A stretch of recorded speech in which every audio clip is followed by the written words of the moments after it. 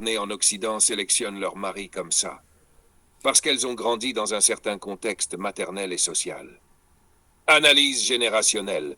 Comment les mères ont conditionné leurs filles. Le modèle de la mère forte et seule. Beaucoup de femmes noires nées en Occident ont vu leur mère tout assumer seule.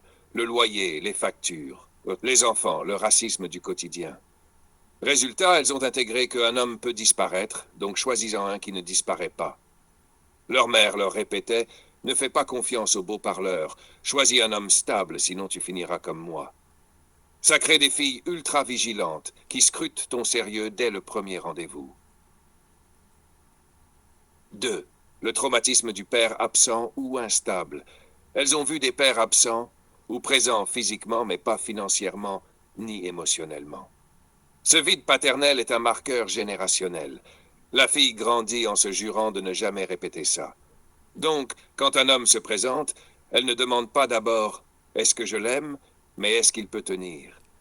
La peur de revivre l'abandon du père pousse à sélectionner l'homme sur sa capacité de continuité. 3. La double pression sociale. Être femme plus noire en Occident. Une femme noire sait qu'elle va être jugée plus durement, au travail, dans les institutions, même à l'école de ses enfants. Elle ne peut pas se permettre d'épouser un homme qui lui fait perdre des points sociaux. Elle veut un mari qui neutralise cette pression en étant irréprochable ou en la tirant vers le haut.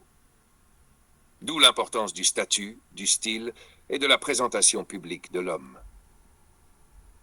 4. Le discours implicite des mères. Protège-toi. Les mères noires en Occident élèvent leurs filles en mode survie. Travaille, sois indépendante. Ne dépends jamais d'un homme. Choisis bien le père de tes enfants. Même quand elles ne le disent pas clairement, leur comportement transmet cette leçon. Résultat, la fille devient sélective à l'extrême.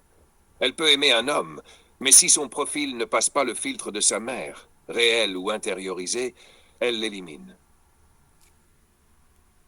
Number 5. La stratégie de respectabilité. En Occident, beaucoup de femmes noires veulent se protéger de l'image négative. Mères célibataires en galère, quartiers défavorisés, hommes instables. Leur stratégie? Construire une famille vitrine, mari stable, enfants bien habillés, maison propre. Ce n'est pas juste par amour, c'est une protection sociale et symbolique. Donc l'homme choisi doit jouer le rôle de preuve sociale, qu'elle a fait les bons choix. Face-to-face direct. Si ta mère était absente, instable, tu ne passes pas. Si ton style fait honte,